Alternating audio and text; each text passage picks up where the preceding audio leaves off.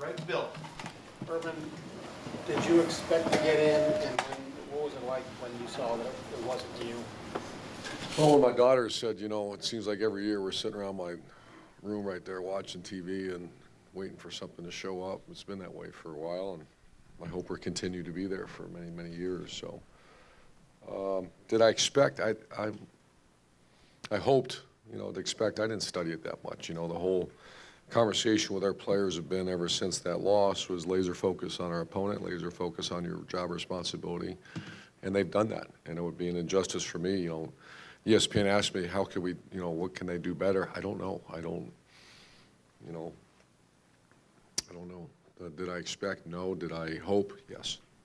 And what are your thoughts about playing USC? Well, it's I know their coach a little bit. I've not studied them on videotape. Obviously, Ohio State versus USC are two traditionalist programs. I understand we're going to be in Dallas, which is a great city, and playing that great stadium. Haven't had much time to think about it other than I think it's been about 4 minutes now. But we're excited, and our players, you know, I just really want to do right by our guys because our guys have been fantastic, man. I mean, there's been very little issues. There's been, you know, every day we had some tough injuries that we fought through, and I want to do right by these players. Back row right, Clay. I guess that's the value of this game because, as you said last night, the playoff seems to be everything. But the value of winning, beating a team, a traditional almost Big Ten, Pac-12 kind of rival. Yeah, I look at it a little differently, that I've not fallen into that trap about nothing else matters. I'm anxious to see that thing go up there on 2000 and what year is it, 2017. Right there, you imagine I'll be up next week. Big Ten champions, and Billy Price is officially our ring committee chairman, and it's going to be a big one, he told me, which is fine, make it as big as you want. So I put a lot of stock into what these guys have done. Third row left, Dan. Urban, have you had much chance to talk to your players since the playoffs out? After the game I did, and that was more about enjoying the moment. I sent out a text to them. They deserve a day off. I see one of my guys right there in the back. What's up, Worrell? You know what's really cool about our players? They know we love them, and they love us. And this is a really good team, man. A really close team. That you know, I've had teams where you kind of go out in the practice field and you're like, I'm not sure, you know, you just don't feel good about that guy, that guy, that guy. I don't have that. And so I'm anxious to, we're gonna have some fun in this bowl practice. We're gonna do our very best to win it. And our players know we're not gonna change the way we do our business. We're gonna try to go win a game. Those guys who might be disappointed about what happened, what's kind of your message to them to kind of keep their spirits up as they get ready to prepare for this game? Well, you have to understand they're not kind of disappointed. They're probably devastated. But that's one thing families do. How do you handle devastation? Get around those you love, and let's go back to work. You know, there's other ways to handle it, and that's not appropriate. And we all know what those other ways are, handling devastation or disappointment.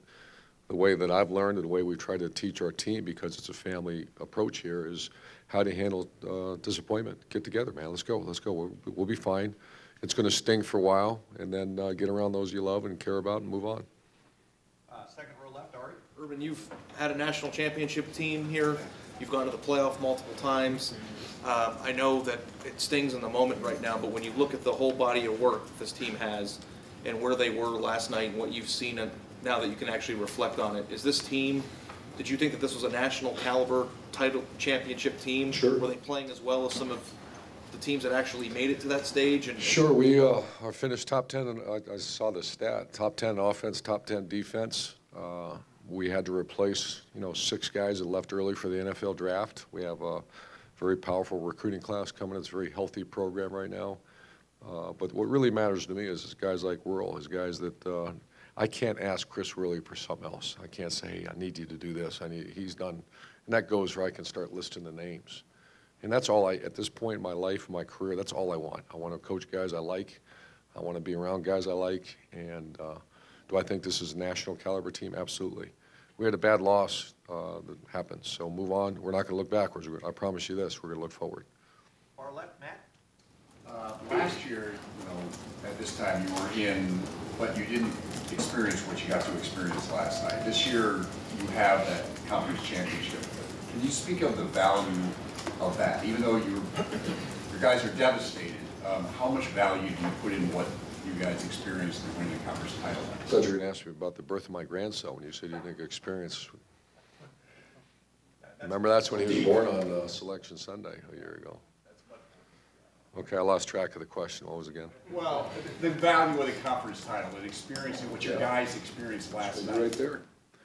And you can never take that out of there, you know, and that's, I want to make sure, if you, some of you maybe don't get an opportunity, but around this facility, I'm kind of bizarre about this. I want to make sure guys like Worley, when he brings back Little Worley someday, and I want him to see pictures on the wall of what those guys have done.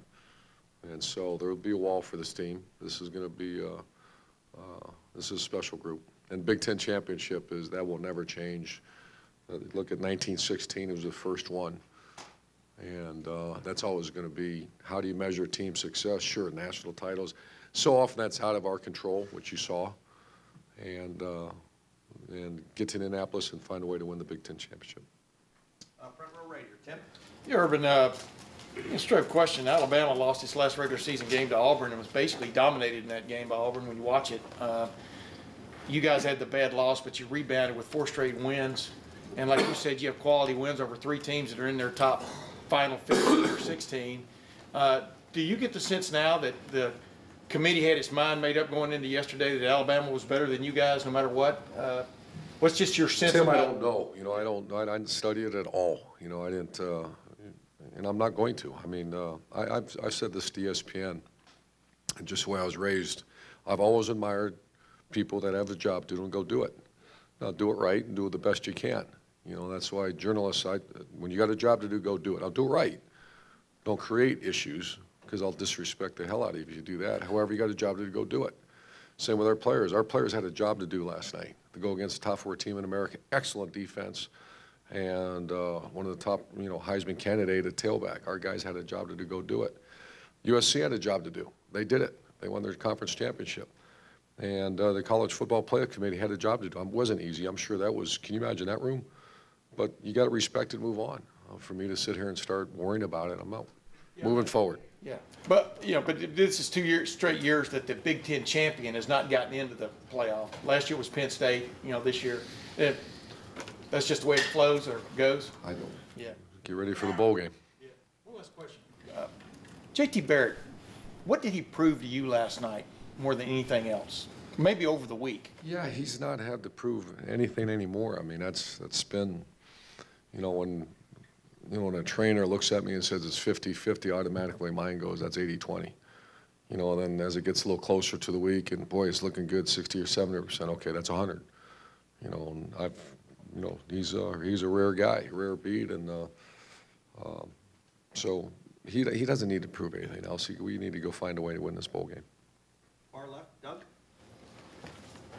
You seem to be in have a very interesting, I don't know, vibe about you of the way that you're handling the situation. That it just seems like the overriding thing is just sort of like pride in your team, and what happens happens.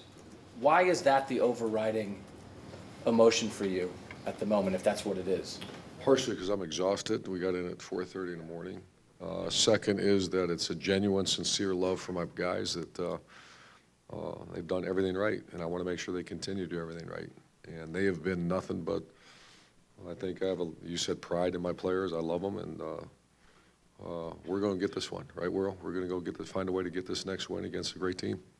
And I understand the idea of you guys moving forward and looking forward, but when we've talked to you in the past and talked to other coaches, we know that the losses stick with you, right? When sometimes it's hard to get over. Just knowing what this team is and how good this team is, not right in the moment, but in your career, is that Iowa one just going to be one that you're just going to shake your head about? Probably. I hope not. You know, the younger Meyer guy, yes, to the point where I couldn't eat, couldn't sleep, couldn't do this, couldn't do that, but got to move on. Front row right, Austin. Urban, to follow up on something that Doug asked, you talked about your team. You expect they're probably feeling devastation and disappointment. That's normal.